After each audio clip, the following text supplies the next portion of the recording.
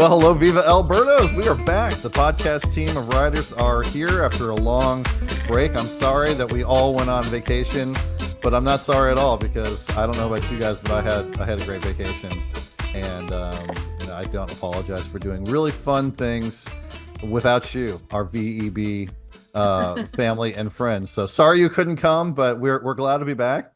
Glad to see the Cardinals get a win today behind, as we all expected, Michael McGreevy. AAA Memphis ace is back up in, or not back up for the first time, into St. Louis and dominating as we all expected him to. But it is great to get some good performances out of the minor leaguers. And the Cardinals have made some trades. So we are here to talk about the trade deadline and its aftermath. And we'll probably dig a little bit into the draft too, because we intended to do a draft episode, but then, like I said, we all went on vacation. So here we are. We'll cover it all, and we'll hopefully our video will stay up.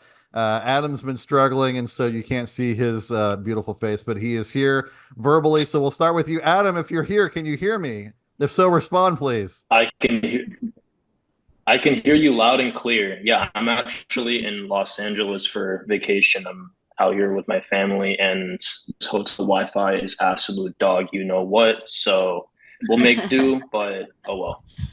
Wow, LA, yeah. Okay, so we're gonna have to we're gonna have to keep track of where everyone went. So Adam's in LA right now on vacation. I don't have any order here, so I'll just go Blake next. Blake, you're back from vacation. How are things going? Where'd you go? What'd you do? Yeah, things are great. I was up in northern Michigan. My grandma has a house up there, like right on Lake Michigan. So it was a nice little beach vacation and somewhere further north for the summer where it's not blazing hot because I'm actually not a big fan of summer myself. Yeah, me too. Me too. Wow. Give me winter. Give me winter all year long. I'm with you. Give me that colder weather. Yeah, yeah. Gabe, what you got, man? How's it going? Huge fan of the summer and hot weather. I went to Puerto Vallarta, Mexico, drinking, swimming, and drinking. Classic. Good vacation. So in the middle of summer, you went to somewhere even hotter than it is in Missouri. I mean, I'm in the pool all day though, so you don't feel it. Surprisingly cool too. I don't know how they did that. Yeah, yeah. Heather, have you gone on vacation lately? And if so, where? I haven't. I mean, in May I went to Key West, and that's about it. I haven't done anything fun. I wish. I'll just live vicariously through you guys. Yeah, Pretend I went to Mexico. Except make game a day threads. That's the funnest job ever, right? Well, make game a day threads when I remember. I haven't forgotten that much, and the times I have forgotten, it isn't even that I forgot. It's that I scheduled it for the wrong day or time. So I have been remembering. I'm doing so much better, and so when I do mess up, I get so sad because I'm like, I've been doing so good. Yeah. Well, I'm back as well. We went out west. We took a little family trip out to Yellowstone, did some hiking and stuff like that, awesome. and had a lot of fun.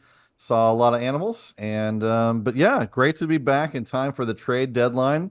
And the Cardinals were not surprisingly active, but maybe pulled off a little bit more than we expected. And I think that just kind of getting the vibe of the room here over the last couple of days, I think we'll have some really positive things to say about one of the trades, and I bet you can guess which one of that is, and maybe some not so positive things to say about the other one, and I bet you can guess which one that is. But let's start with the positive news, and that is the acquisition of, and I think Gabe has informed us that this is correct, Eric Fetty, right? Are we going to say Fetty? Is that how we're going with it?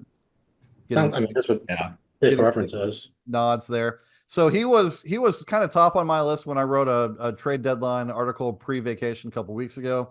And I think I remember saying at the time that he would be the ideal Cardinals pickup, the ideal Cardinals pitcher, but he would probably cost way too much for them to be able to actually acquire in prospects. Turns out it really didn't take any prospects at all. There was later, when the final news broke, one Dominican Summer League arm, a very intriguing looking arm, by the way, was part of the deal. But the original report, it was just Tommy Edman and a bunch of guys from the Dodgers going to the White Sox. And the Cardinals got, actually, let me restate that because that wasn't clear. Edman went to the Dodgers.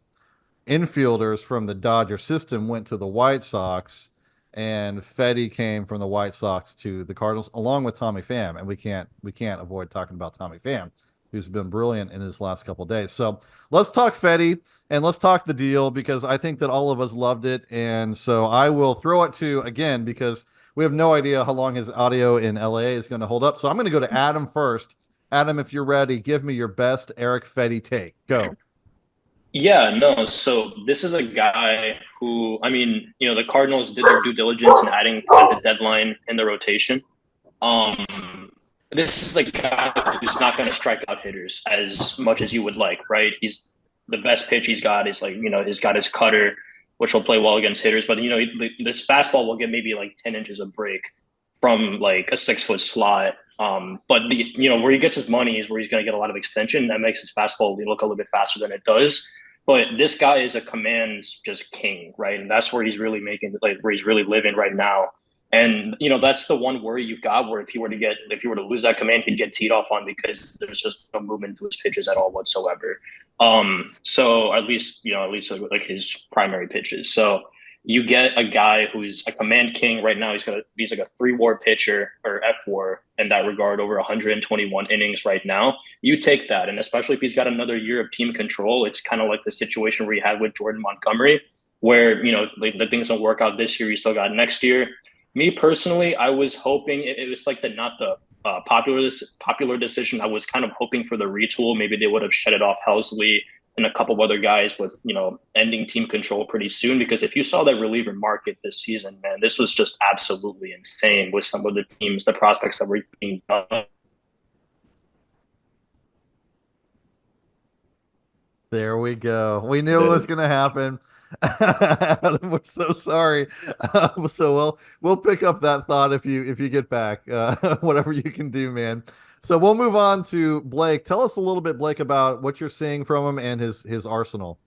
Yeah, I think Eric Fetty, it makes so much sense that he's a Cardinal, because he's like the platonic form of a Cardinal pitcher. Just the guy who gets $7.5 million on his contract, doesn't have great stuff, and like command controls his way to a 4-WAR season. It's the exact kind of pitcher that you would expect the Cardinals to like. So it's not surprising to me at all that that's who they ended up getting. Especially considering all it cost them was a guy who hasn't played at all this year and a 17-year-old DSL prospect that won't be sniffing the majors for like 6 years at least, if he even gets to that point. So that's a pretty good price to get a guy who was on pace for 4.1 WAR over the course of a 32 start season, which is basically what Miles Mikolas was in his first year back from Asia himself. I think Mikolas was at 4.3 WAR in his first year back, also a low strikeout guy, not a lot of walks. Like it's a pretty similar profile right now as to what Mikolas was in his first year back. Not necessarily what Mikolas is now, which is a good thing for Fetty. But Fetty's definitely changed his stuff a lot since he was overseas. He's coming back now. He's throwing over 10% fewer sinkers.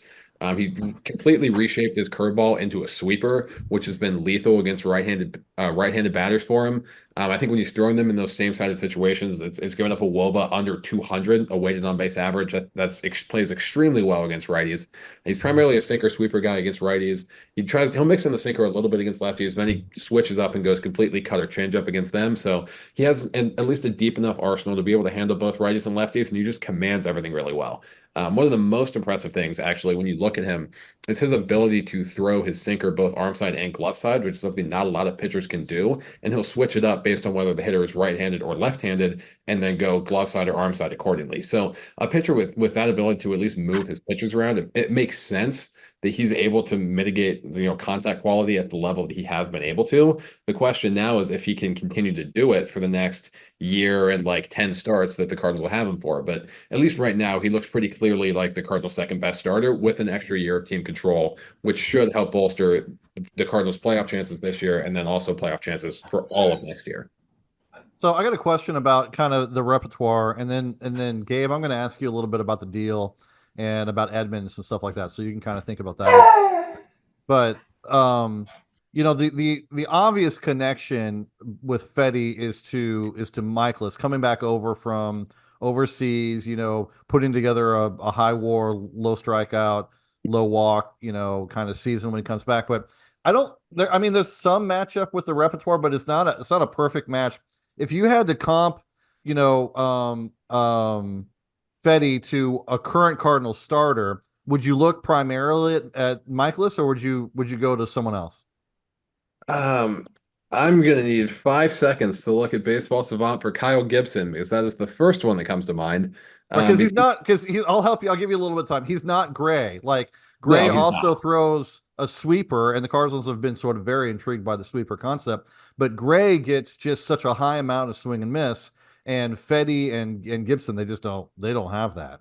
No, I mean they don't. And when you look at Fetty, simply from like a stuff perspective, Fetty's top three pitches in terms of usage are cutter, sinker, sweeper in that order. Kyle Gibson's top three are sinker, sweeper, cutter. Yeah. So you look at it, their best pitch is a sweeper. That's their primary bat missing offering. It's their primary same-sided offering. They throw sinkers a lot in same-sided matchups and then go to cutters when lefties come into the mat and are up to the plate. It's a similar approach to what Fetty has. They're not, a one-to-one match exactly, but in terms of the arsenal that they attack hitters with, I think that's probably the best comp right now for a current Cardinals starter. Yeah, that's kind of what I was thinking. It's like Mikolas is a little bit too extreme with the extremely limited walks, but even in his prime, I think the highest walk or K total he had was like 18% with the Cardinals.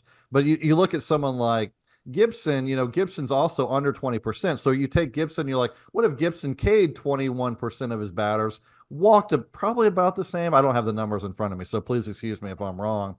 But was also 4 years younger, and that the age matters in that regard. So, I personally, and Gabe, I'll go to you in just a second. I'm personally, I'm a little concerned with the lack of Ks, things like that. But for salary, things like, cost control, only going to cost 7.5 million, next year. Fetty to me is a fantastic acquisition, but it did cost. So Gabe, I'll go to you. Cardinals give up Edman to get Fetty. You satisfied with that? Yeah, I mean, and the main reason why is because we don't necessarily know what Edmonds going to be specifically this year. Next year, he might be right. I would feel fairly confident he'll rebound next year, but this year we don't know what his offense is going to be at all. Yeah. And I think his numbers in his rehab have been not great. Understandably, he's probably not going to have any power, and it's just going to be a guessing game if he's back. And he's not really needed at this point because Siani's kind of doing what he would do, and Wynn's kind of doing what he would do, and you still got Gorman and Donovan at second base. So he kind of became expendable, especially with unknowns about his offense. So yeah, no, I was expecting to get rid of like one of the starting pitching prospects that we might not want to get rid of, and we got rid of no prospects at all, besides Victor Gonzalez, who I'm not concerned about losing because who knows that. I'm not going to stress about a guy who might make the major leagues 6 years from now. Yeah, we'll forget about him by the time he actually has an impact on. Yeah.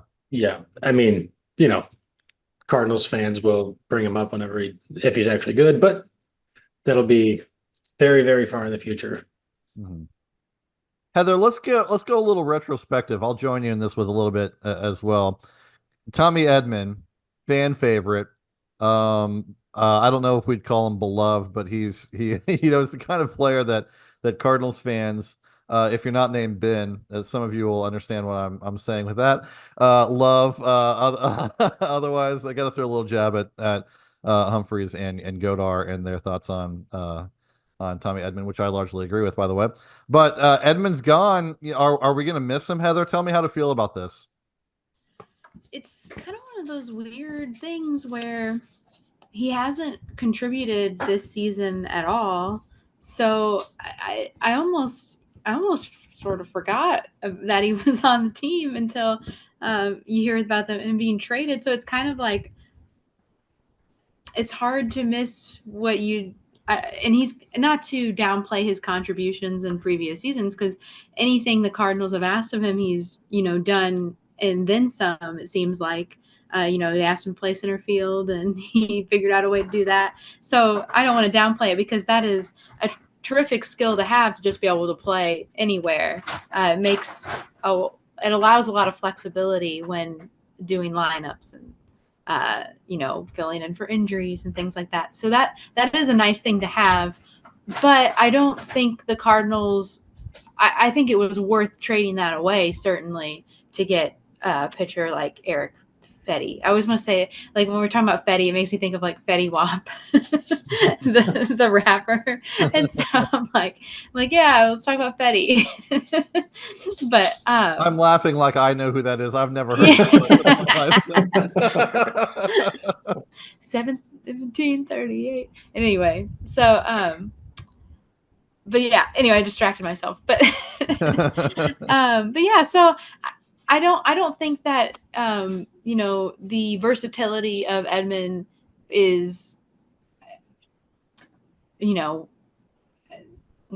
yeah, would be worth keeping him and not acquiring someone like Fetty. I Yeah. think it was I'm amazed that they pulled that off, honestly. And to get Tommy Pham also, who I get mixed opinions on him. Sometimes I like how sour he is, or how I guess how spicy he is. Maybe spicy is the better word. Sometimes I like it, and then sometimes I don't. And I guess it depends on if he's a Cardinal or not. Yeah. So I'm kind of excited about that. Keeps it real. And I have a Tommy Fantastic shirt, so that's back now. It saved me some money. I've always You're had a looking real for soft spot. competitive. Do what? What was that? Competitive is the word she's looking for. Yeah. Yeah, not spicy, competitive. That's Competitor why I keep everywhere. Not Yeah. In just all on aspects the of his field. life, including right. I football. say, and how many times someone can be stabbed and Twice. stab me once, shame on you. Stab me twice, it might be you doing something to get stabbed. I don't know. I don't know enough about those situations, but Is Tommy, is he up to 2 stabs or 3 stabs? Have we He's gone got two at least Okay. two. that we know At of. least 2, you know, still That we time know for that that's a great third. point. So yeah, Tommy Pham has been I've followed Pham's career from A-ball. I mean, like he was always one of those toolsy outfielders, and I just kept waiting and waiting and waiting. The injuries were such a problem, and then he you know burst onto the scene and has really stuck. And has had, I mean, he's 37 years old, I think. I mean, he's had a long career, very successful draft pick, but to me, he'll always be a Cardinal, even when he wasn't on the Cardinals. Seeing him back in Cardinals red, it looked right today and yesterday, and it just exciting to have him back. So, Adam, do we have you back? That depends. Can you guys hear me? I can, yeah. So, what? Tell me about Pham. Cool. Okay. What role is he going to play on the team? If you pause for more than 3 seconds, then I'm going to interrupt and we're going to go. So, let's see how this works. Yeah, no. So first, let me just say that this was an absolute Mo masterclass, and that he was able to get, just use Tommy Edmond to get both Tommy Pham and Eric Fetty, right? So, I mean, you got the Dodgers to go with the prospects, but with Tommy Pham, I mean, with him being 35, 36, 37 up there in age, he's probably not going to be the same defensive caliber guy he was back in 2017, right? When he was like almost like an MVP caliber player. Yeah. But he's still serviceable, right? You can throw him out maybe in left field or in the other corner and right. I don't understand what Marmol's aversion to playing Nootbaar out in center. I mean, like Siani's a platinum glove caliber center fielder, but he can't hit a lick, right? And we all know that. So it almost just behooved them to put Nootbaar out there. But Tommy Pham, we know this. The outfield has been pretty thin. They kind of overextended their hand by trading Palacios and who was Tyler O'Neill in the offseason, right? So adding Tommy Pham definitely adds a lot of versatility some versatility in the outfield. Aids in the left-handed hitting department, something the Cardinals have really struggled with. I think they were 29th in OPS plus up until the trade deadline or something like that. Pretty like stellar of the league, point being. So him being in the lineup, you've got the whole just a fantastic whole narrative about him where he's coming into the lineup in the locker room. He gives that veteran presence, quote unquote, we've always heard about, but he's been outstanding just in those first 2 games, right? He's got like a .3 WAR, some 300 something WRC plus and like 8 PAs, obviously. But that grand slam, seeing him hit that yesterday was super cool, man. And that was like that's like one of the best moments of the season right there. But yeah, I mean, like basically you're just going to have extra outfield depth, something the Cardinals need for the rest of the year. We'll see what happens if they want to bring him back for next year on some sort of deal. Aids in left-handed pitching and against left-handed pitching, and it gives another opportunity for Dylan Carlson to play somewhere else because no, you don't have to find ABs for him. Now you got someone else who can fill in and actually give you production in the outfield. So that's my take on him. Yeah, Gabe, what are you thinking? The same thing? You thinking he's probably primarily going to be in there to do you think he's going to play every day, or is he primarily there to smash lefties? I mean, he's Righties. definitely primarily there to smash lefties, Lefties, but but he's got a I believe before the last two games because he's added to the total a little bit, but he had a 141 weighted runs created plus against lefties this year, 129 for his career. I think both those numbers are probably higher because he's gotten a lot of hits the last few days. And I mean, I wouldn't be surprised if he ends up playing against some righties because, as he himself said, he's going to be pushing to start more every day. And I mean, he got 2 hits off righties today, so you never know. Maybe we'll just ride the hot hand for a while and see what happens because tomorrow's Zemanaga, so facing lefty again is another great day. It's kind of hard to keep him out of lineup on Friday, and if he just keeps going, then you want to just see how long it takes you. Yeah, so just look right here in 2024, not looking at career, just this one season, and his WRC plus against righties is 91. So I mean that's playable, very playable against righties. You wish you had defense with that. You don't get it with Tommy Pham, but he is the kind of guy that you could kind of let play every day. Blake, what do you think? How would you go and run this outfield alignment based on how it is right now? We'll talk about Carlson a bit later, but based on who's on the roster now, how would you run? Yeah, I agree with Gabe. I think primarily he is being brought in to mash lefties, but I think it's going to get to a point where he's been showing it already that he can hit lefties. And if he gets a string of lefties and gets hot, all of a sudden a righty comes to the lineup. How hard is it to move Alec Burleson to DH and put Tommy Pham in right field? Like, it's not that hard of a move to make. And I wouldn't be shocked if he very quickly found himself in an everyday role. Now, obviously, if he starts struggling against right-handers, that shouldn't last long. Yeah. I think there's some sort of like nostalgia spark plug factor on top of the actual production that he's given against lefties that might make the Cardinals lean towards giving him a little bit more playing time than we expected him to get, at least when the trade first came out. Yeah.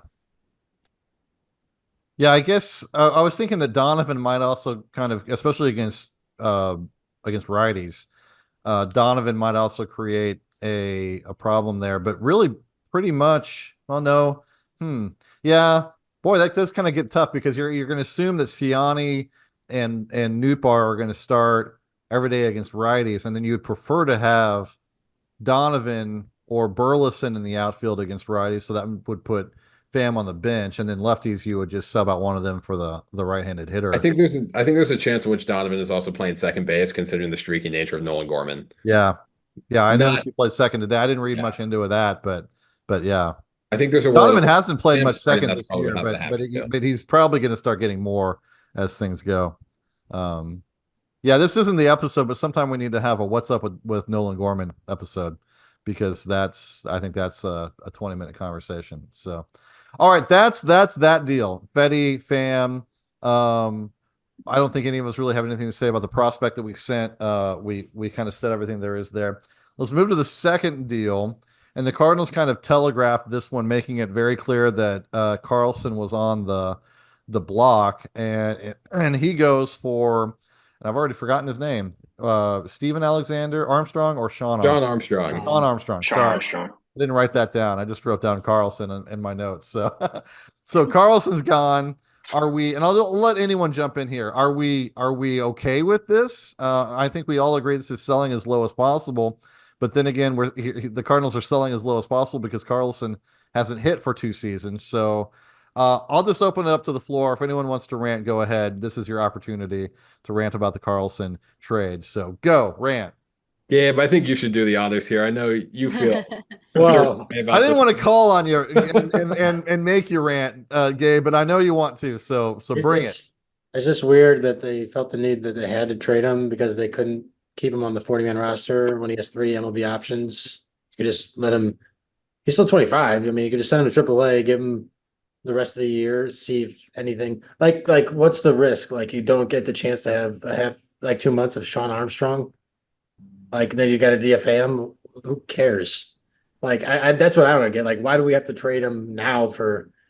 And maybe Sean Armstrong ends up having like a 1 ERA for the rest of the year, and we're like, oh, we were stupid, and Carlson gets DFA by the Rays because he continues having a 50 weighted runs created plus. But that I don't know why we were so averse to sending him to AAA at any point. Like he clearly was struggling. I just don't understand why we wouldn't give him at least like a month in AAA, and maybe then he hits, maybe he doesn't. But you would at least maybe get some more information. Instead, you could give him like 20 plate appearances over a 2 week stretch. Good luck, Dylan. I don't know. It's just yeah, it was stupid. We handled it all wrong, but whatever. I have a theory on that. You want to hear my theory? This is Yeah. pure theory. I have no sources. If you don't know by now that I have no sources, you should know I have no sources. So my theory essentially is that Carlson is asked to be traded and wanted to be traded and asked to be up and asked to have the opportunities. So I think in some ways this was not in any way the same thing as Steven Piscotty. That was a totally different situation. But I think that the Cardinals were in some ways trying to do right by Carlson, both in letting him be up when maybe his shoulder wasn't fully healthy, and then sending him out whenever he wanted the more playing time. That's just my theory. You know, nothing to base that on, but I wonder how much he was pushing for. And it's also like clear he had no real future here, given I Yeah. mean, with the way the Cardinals ran him. So I do get that. It's just I don't know. He just feels too young to be like, oh, here's 2 months of Sean Armstrong with a 5.30 ERA. I know he's better than that, but Yeah. Arguably, the best thing for Carlson's career might have been going down to AAA, getting his shoulder right, and proving he could hit again, and then finding a better opportunity in the offseason. But that Yeah. didn't happen. So, other thoughts on Carlson? Blake, Adam, Heather, you guys got anything on him? I mean, I agree with Gabe. I probably would have sent him to AAA. I think it's weird that he still has all three options and that he hasn't played in AAA since 2019, like outside of rehab assignments. Considering his performance, yeah, right. Yeah, like he's had stretches where he has looked almost lost on the not quite like lost in a Lane Thomas sense before he got traded, but like he's not looked good for large stretches of time. And I find it interesting that he never went down to AAA. And I kind of agree with your theory, Jason, about the Cardinals trying to do right by Carlson. Because if you listen to John Mozeliak's interview, or when I think Jim Hayes was asking him questions about the deal, like shortly after it happened, he kind of not even alluded to it. I think he almost directly said it. Like they didn't feel like Carlson was going to get better with the Cardinals. They thought his time had passed. They felt it was not fair to just keep him like rotting on the bench. And so they traded him to Tampa Bay. Like it seems like maybe there were some things that just went on behind the scenes, but I think the Cardinals ultimately came to a decision where they just, whether it was mutual respect or whatever it was, they just didn't want to send Carlson down to AAA. And I mean, obviously needing a right-handed arm in the bullpen probably helped contribute to that as well. But I think it would have made more sense to send Carlson down to AAA and see if he can figure it out as opposed to getting 2 months of like a guy who's 35 years old with his velocity declining. But you know, Armstrong's at least kind of interesting. I just wasn't a huge fan of the move overall. Yeah, I agree. And I'm not hopefully you guys can hear me, but you know, Sean Armstrong from like a pitch metric perspective is actually like not too shabby, right? Especially that fastball sinker combo, which I would hope he would throw that sinker a little bit more. But you know, just seeing them giving up on Dylan Carlson as much as he did, or as quickly as it did, given the fact that he had three options left, I didn't even think about JP that idea that you talked about where he maybe low key asked to get traded and it wasn't really brought up. You know, the fact that he actually wanted to himself. There probably is some more merit to that because he wants to get more playing time. And this guy is 2 years removed from, 2.5, 4 season. And the year before, as a rookie, he wasn't awful, right? He was like serviceable and an everyday player. But like at the end of the day, this guy just could not hit right-handed hitting. You can't fit him in the lineup for the 400 PAs that he would get over the full season against right-handed pitching at least. And I think a change of scenery might do him well. I think it'd be like it's totally possible that he becomes another Randy Arozarena type situation in Tampa, where he has that potential to be really, really good. And it's unfortunate to see what happened with him, but there obviously just isn't any playing time or any roster spot out there for him, given how, Newt Barr is there, Alec Burleson has been outstanding and Brendan Donovan is getting out reps out there in left field. So it was definitely a tough decision, I would say, for Mozeliak and his front office team. You know, in a vacuum, I would have liked to see him demoted to AAA. Gabe, I had actually no idea he had three options until you mentioned it. So I was like, oh shoot. So if that was the case, it would have made all the sense in the world to send him down. But it is tough to see. You know, I hope the best for Dylan out there in Tampa. You know, if he crushes it, great. If he doesn't, he doesn't. But seeing them giving up for Sean Armstrong, maybe half a year of him, you know, maybe if he had another year of team control, or if he was younger, like you mentioned, Gabe, he's like, or like Blake, his velocity is declining. You know, it would have been a better situation, but it almost seems like they just gave him up for literally any like breathing body, which is what I know Cardinals Reek said that on Twitter, which was pretty funny, and it ended up being true. So unfortunate, but you know, I guess it kind of had to be done, give him a fresh, you know, location to be at. In some ways, I kind of find this to be like the worst luck ever. We've seen other Cardinals prospects and players who just really never had the luck. And Carlson, I kind of feel the same way. I think about last year and the year before that. I guess it would be 2022.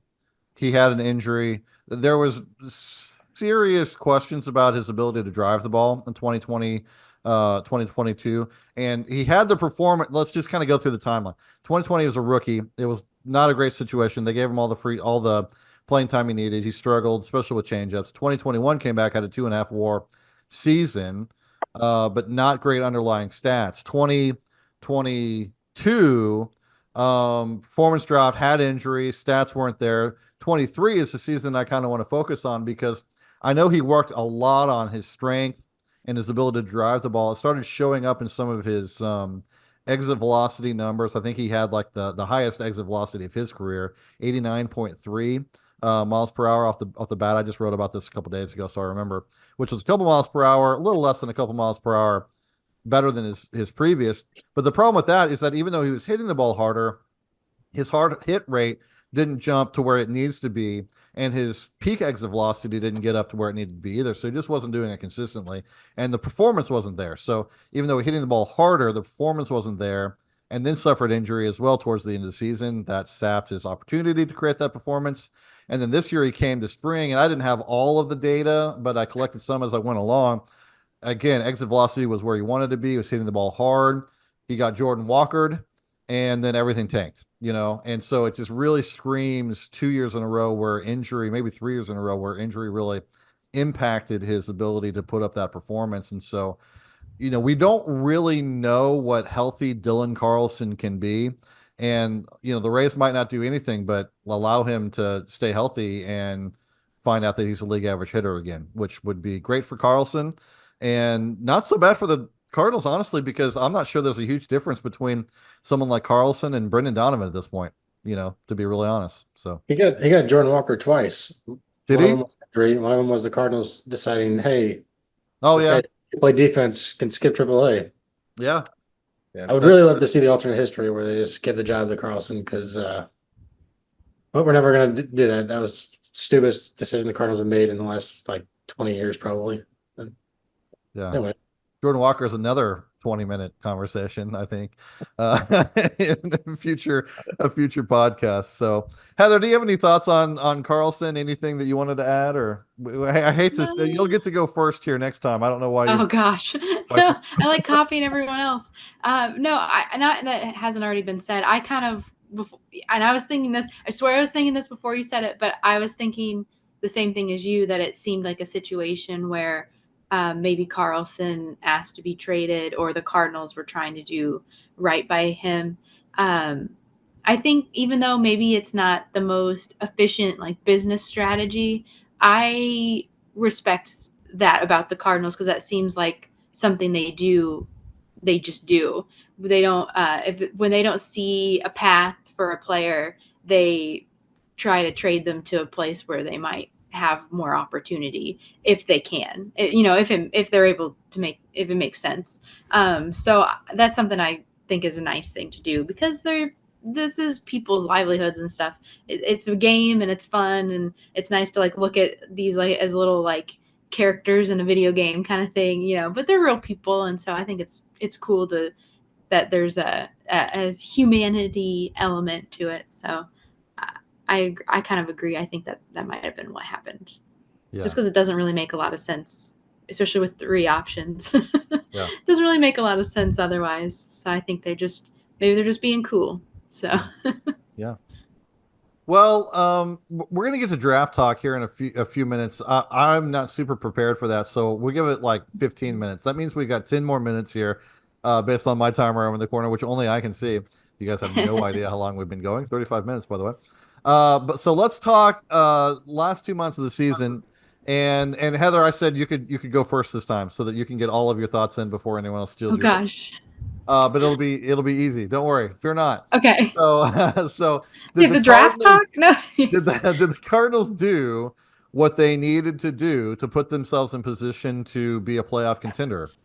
Oh boy, I feel a lot better. I really like bolstering the rotation with Betty.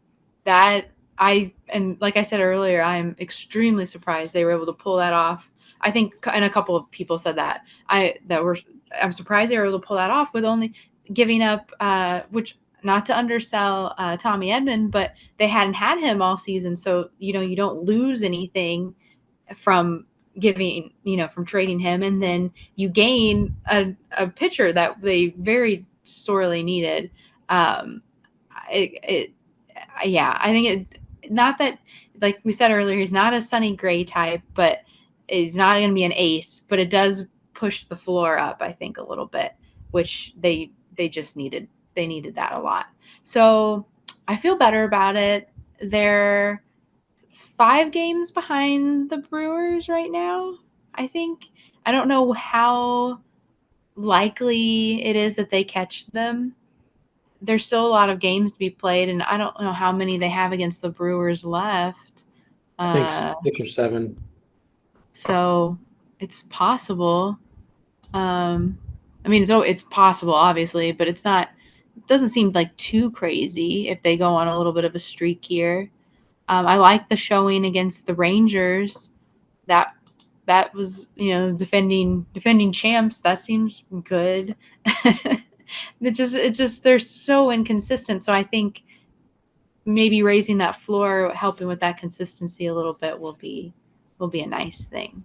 One thing just to mention, I don't know that these standings have been updated. I just typed in Google and pulled them up right away instead of trying to get over to MLB. Anyway, but yeah, 5 games back, 56-52.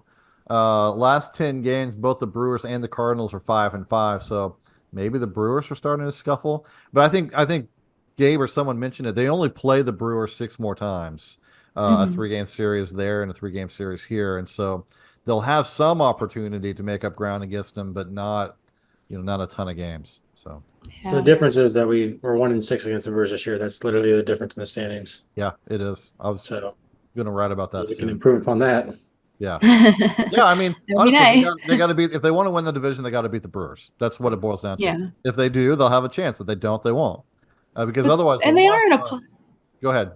I was gonna say they are in a playoff spot right now, as it is. No, do they fall out? I am so sorry. Well, they cut that out. Edit that out. I demand to live this down immediately. Yeah. But yeah, Last I checked, they were. What happened? I take my eye off the ball for 5 seconds. I think what happened is the Mets started winning. Is that correct? Basically, I mean, I was on vacation, so that's pretty rude. I think it's Arizona of the and Mets, San Diego in the second 2. I think the Padres and the Diamondbacks started winning. Yeah. So okay, because I thought last time I looked, I thought the Mets were, but the Mets also were based on when I last. Again, it's been 10 days since I've looked at any standings or anything. I mean, we didn't have internet connection out in Yellowstone, basically. So yeah. Mets are 57-51 now. I don't know it's still the middle. I don't know if the Mets are still playing or anything.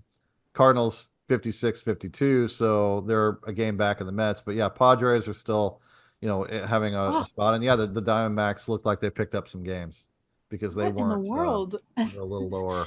I fell apart. I guess that did they get swept by the Pirates or did they lose 2 of 3? But that series loss to the Pirates was apparently brutal. Pirates, by the way, are only 2 games back of the wild card themselves, half game back from the Cardinals. They're tied with the Cardinals. The division is just tough. It's a tough division, and they're going to have to just start putting together some wins. Otherwise, they're Mhm. it's a lost cause. So Yeah. yeah. What do the rest of you think about this? I mean, Fetty, Fam, Armstrong, that's one impact player, one very useful player, one body. Is that enough? I mean, like he is human. I guess so. I don't even know what to Well, say about the Armstrong. pause there was perfect. The comedic timing, incredible. I was like, how can I describe them without totally? And then I did. Like I just. Yeah, I think that made it worse, actually. Yeah, like because it was the sincerity of it too. Hopefully It his added mom's to it. not. If your mom, Hopefully Sean if Armstrong doesn't Armstrong's listen to mom's this. listen, I'm sorry. So. No, don't mean it in a bad way. He's better So pitcher than most people in the world. So definitely throw better than me. But are yeah. you guys confident or are you skeptical? Adam, let's go to you. You've been skeptical the whole way. So are you? Has that changed at all? Yeah, so I kind of went on a tangent when you guys asked me to talk about Eric Fetty. I went on a tangent of talking about how they should have traded Ryan Helsley, and I apologize for that. I'm just glad that's getting cut out with the rest Most of of my that internet we being lost crap. most But of that anyway, rant anyway. So yeah. okay, good. So I shouldn't have said anything. I should have kept my mouth shut. Yeah, so this is a team which, I mean, shoot, they just demolished the Rangers today. So they're like what, like a minus 30 run differential, which, I don't know exactly what it is since like Mother's Day when they flipped the switch and they started like just destroying everybody and one of the best teams in baseball. But at the end of the day, this is still a team that's severely lacking, up the top of the like 1 through 8 or 1 through 9 in their lineup. Now we don't do 1 through 8 anymore. They got like maybe like one or two like hitters with like above 800 OPS. It's like Burleson. You've got Wilson Contreras, who's not qualified, but he probably would be. This lineup is still really, really, really bad, right? Not really bad, but in the rotation, you've got Sonny Gray and Eric Fetty will absolutely bolster the rotation, but I still feel like this isn't a team that is going to make a lot of noise, down the rest of the stretch or potentially if they were to make the playoffs, right? It's kind of obviously now with the third wild card spot, that changes the math a little bit.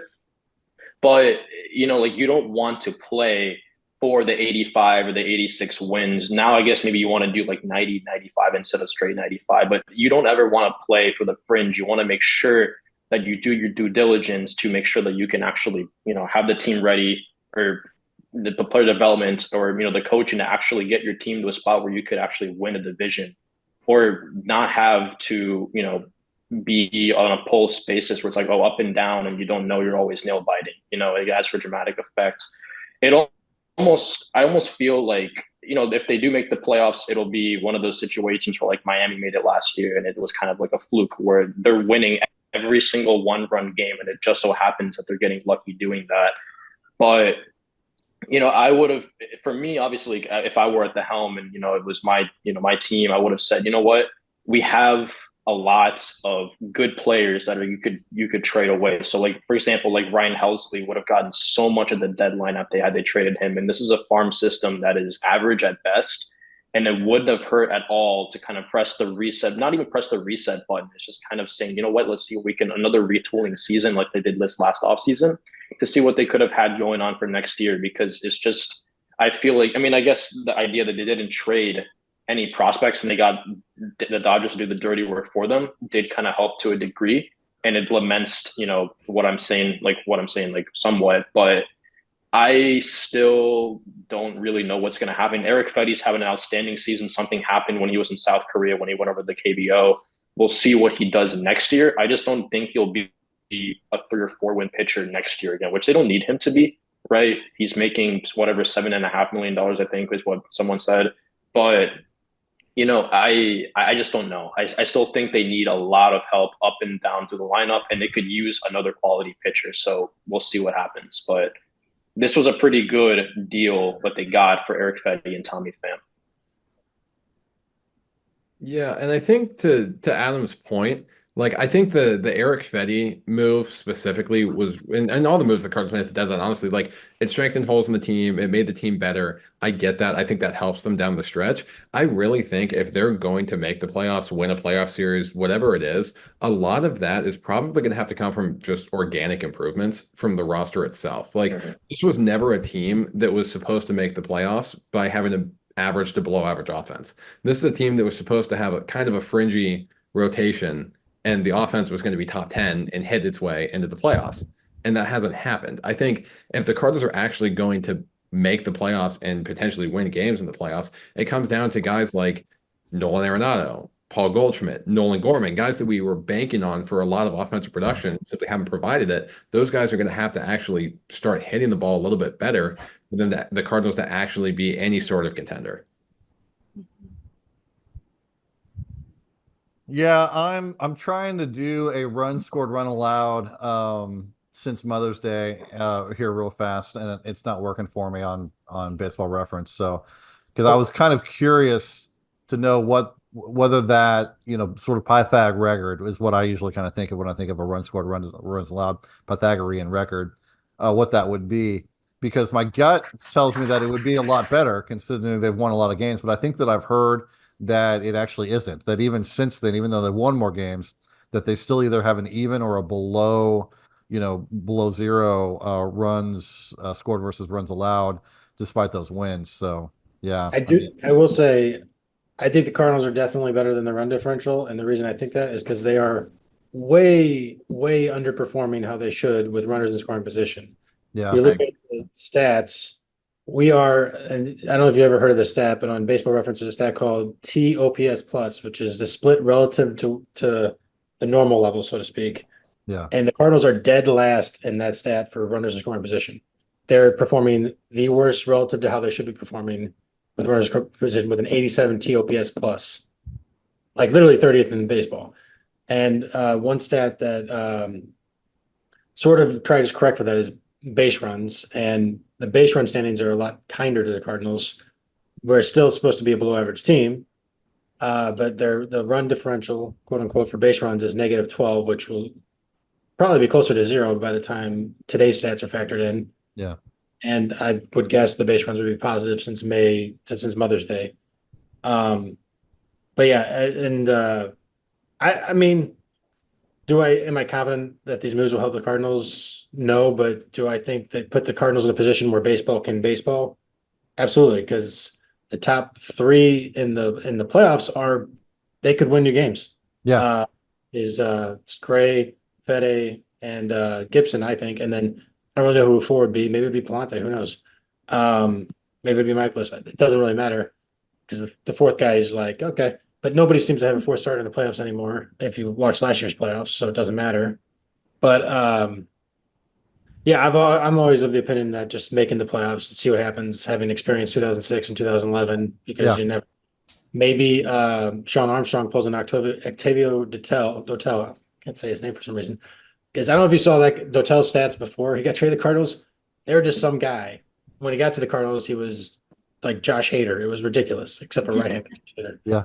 So maybe Sean Armstrong does that because you guys say his underlying stuff is better than his results. So who knows? So I think that. And he is a person. He is a person. So what'd you say? Yeah. I said he is a person, a body. Yeah, he's a body. But they've not sacrificed. He's a breathing soul. Breathing soul. A beautiful breathing soul. Put themselves in the I don't know what the fuck you guys are saying. We just totally threw Gabe off. Sorry. Going. Gabe's trying to get his thought out. We're just I love how Gabe just kept talking right through it too. You were powered through it, which is impressive. Through it. Like, this is a very serious podcast here. Yeah. Sorry, man. I was derailing you. It was my fault. As what I'm saying is that the 3 moves put the Cardinals in a position where baseball can do baseball things and just throw you a curveball and perform better than they maybe should in the playoffs, which is all at this point would ask for. I agree, and I'm really happy that they made these moves and they're going for it. I don't enjoy, like last season, I didn't enjoy that at all, and even though this season, I mean they're clearly better than they were last season, and there is an argument I think to be made for they need to at some point get some more talent into their farm system and other things like that. Future, they're gonna have to replace this whole rotation in a couple of years. I get all of that, but I want to see them win. And having experienced 2006 and 2011 as well, I feel like this is a team that if they just put themselves in an opportunity for things to go right, it might. And I'm ready for some things to go right, and I'm ready to watch that. And if it doesn't, oh well, they'll they'll keep doing what they do. I also don't have a whole lot of hope. Maybe this is overly pessimistic, but I kind of feel like it's true. Don't have a whole lot of hope that like payroll is going to go up or that they're going to suddenly become a team that spins and really goes for it. So I kind of feel like that we don't have to accept the fact that they're going to be an 82 to say 88 win team over the next 3 or 4 years, but they probably are. And so every opportunity for them to make a run in the playoffs, I'm going for it. I'm taking those chances because there might be. I'm not predicting this, but there might be some ugly years here in a couple of years if guys like Jordan Walker don't pan out and stuff like that. Tink Hintz can't throw more than 56 innings in a season. It could get rough. So not saying that it is, but for right now, it's a chance for them to do something in the playoffs, maybe, and I'm glad they're going for it. So that's enough on this season. Let's talk draft. And I closed it. Shoot, I was going to say I pulled up the Cardinals draft report. By the way, if you type in Cardinals 2024 draft, you'll find out that Marvin Harrison Jr. was the first pick by by the Cardinals because no one wants to talk MLB draft. They just go straight to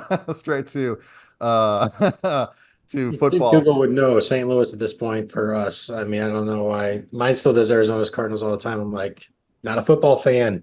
Yeah, don't care who the Arizona Cardinals drafted. So as I try to pull up a list of the Cardinals draftees, let's talk JJ Weatherford, right? Weatherholt. Oh man, see, I knew I needed. That's what happens when you go to Yellowstone for 2 weeks. So Blake being the expert, it was exciting, it was fun, it was more than we could have expected. Tell us how it all went down and what you thought about it. Yeah, I was ecstatic when the Cardinals got JJ Weatherholt because that's somebody I'd wanted the entire lead up to the draft. I just didn't think he'd be available at 7. There were rumors that he would take an underslot deal to go first overall to Cleveland. Coming out of last year's college season, he was pretty much there was a consensus that he was the #1 player in the class. And then I think the third game into the season, his hamstring starts acting up. And that was a summer or after his hamstring acted up in the summer. So back-to-back hamstring injuries, a little bit of an injury risk. I'm not as concerned with that as I would be a pitcher with a second Tommy John surgery or something like that. But it's interesting that when Weatherholt came back, he still wasn't full 100% health yet until the last weekend of the regular season. Basically, there were times where it looked like he was playing on one leg. He wasn't running very well. His swing looked a little iffy sometimes, and he still managed to put up a 1200 OPS. He hit the ball. His power numbers were in the 95th percentile or above and all of the exit velo metrics that you want to look at. This is coming from an undersized guy who's probably going to be playing second base long term. So there's legitimate power potential. He was probably the best contact bat in college 2 years ago. He was really good this year. Or not 2 years ago, last year. He was probably the best contact bat last year. Was still really good this year. It looks like it suffered a little bit, maybe due to injury, maybe due to him trying to look for more power. He also never chases outside the zone. He had the chase rate of 11% or something absurdly low in college. Swings aggressively when pitches in the zone. It's pretty much an offensive profile that you look at, and there's really no major holes. He hits breaking balls, he hits off-speed pitches, he hits heat, he hits for power, he hits for contact, he takes walks. He checks pretty much all the boxes you want, and he's athletic enough to actually. I'm a little bit higher on his defense at shortstop than some evaluators are, just based on some of the games that I watched him play in college. It won't even matter because he's not going to play shortstop long term. He can play more than good enough in second base. So this is a guy with really no major holes in his game, probably above average tools across the board, a chance to get plus into some of those. It all just depends on how the game translates from college. Which obviously you never know, but he has a good history in wood bat leagues too, which is also a major plus. So he looks like a pretty surefire top 1 or 2 prospect in the system right now. Yeah, Cardinals didn't waste any time. He's getting some playing time down there in A-ball. Adam, I'm going to go to you because I saw you post this, and I've got a point I want to make. You posted his first hit What did he do? Tell us what he did. That was actually Kareem. Kareem was on that, but I actually wasn't watching the game either. But he came in and he hit the ground running at Palm Beach, right? I think he had a walk and a hit in his first game. And, this is a guy, like Blake mentioned, who doesn't really have a ton of weaknesses across the board, except for maybe his defensive game, where he's not going to stay at shortstop, doesn't have the arm strength to play at the 6, is probably a 4. But it's not going to matter, right? They didn't draft him for his glove. And, as far as I'm concerned, Travis Fazana has the exact same problem, at least defensively, right? So, and he went number 1. It's probably one of the best college bats in a while. But going back to Weatherholt, like you mentioned, Blake, this is a guy where he's got above average tools across the board. And this guy gets easy power pull side. And that's something where if you got a guy like a shortstop or at least a middle infielder, you're going to want to, he still gets above average exit velos, but the fact that he can cook it to a field where it's a lot shorter and he can, tap into that power a lot more is definitely something that you're really going to like from a guy his age. He's an advanced hitter, arguably probably the best hitter in college last year. And the fact that he fell to number 7, I was actually kind of shocked. There were, like you mentioned, if he would have gone higher, that probably would have made sense too. And I was, there were other, players on the board there. You've got, guys like Trey Savage, Hagen Smith went I think a pick right before, but this is an excellent selection here. You cannot be happier, especially with the Cardinals, picking at 7, having the tough season they had last year. This is, this is an absolute outstanding pick right there. One thing that I noticed going back to that first hit from him, keep in mind his first professional hit. I think that I remember 107.4 mile per hour on the single. And just to kind of place that in perspective, Carlson, also a top prospect for the Cardinals' first round pick. Yeah, it was a first round pick. Yeah, Carlson was, wasn't he? Yeah, okay. Obviously not drafted 7th, but Carlson's max exit velocity this season, keep in mind the injury, 107.2. So whether that just kind of gives you an idea of where his ability to drive the ball sits. It's already, he's entering the league despite being an undersized guy with the ability to drive the ball, and that can translate to power. Now, whether he's a huge power guy or not, I don't know that it matters, but he has that skill, and it's a skill that could translate. Gabe, you want to talk about him, or do you want to move down the draft a little bit? I'll just denote what he's done today. Today's 0 for 2. One of his outs was a line out at 97 miles an hour, and he got hit by a pitch.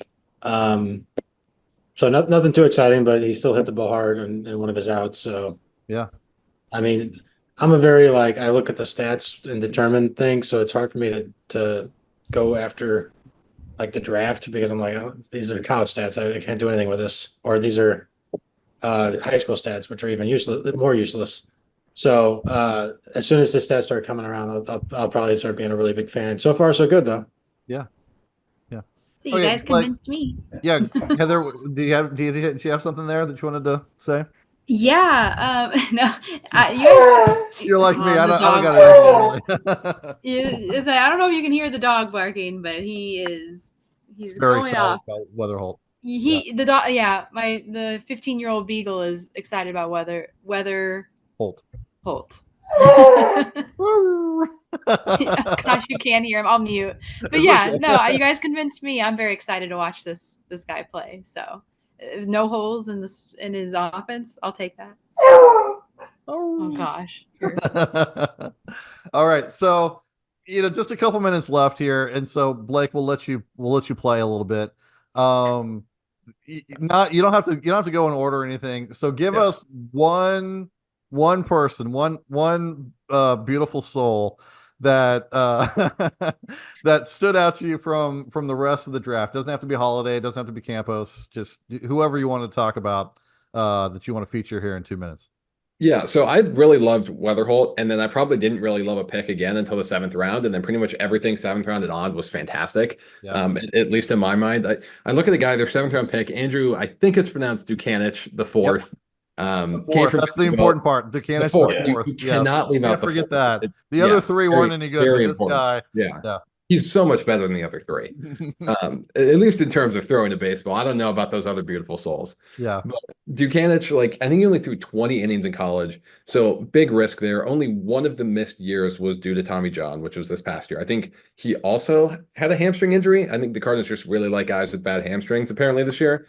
But when you watch him pitch, like, his stuff is electric. I mean, this is a guy who's 94, 95 on the fastball, sitting in about 19 inches of ride. It's a really flat angle coming into the zone. Like, when he throws it up in the zone, it's going to miss bats. And the Cardinals generally don't draft guys early in the draft with bat missing fastballs. So getting a guy like Dukanich, who was, by the way, like a top 50 prospect in his class coming out of high school, is a huge win for them. He then decided he just would rather play at Vanderbilt, and then that didn't work out because he got injured. But this is a guy with premier arm talent that typically would not be available to the Cardinals, and they didn't really have to go that over slot to sign him. Two really good breaking balls. I think the curveball actually looks fantastic. That's a ton of depth at like 80, 81 miles per hour, which is, again, and a slider that's like mid 80s with good two-plane movement too. Like, he's going to miss bats. If he can stay healthy, I think he'll be the best pitcher the Cardinals took in this draft. So we're a little bit over, but I got a question because I've read some of your articles, but I didn't catch it all.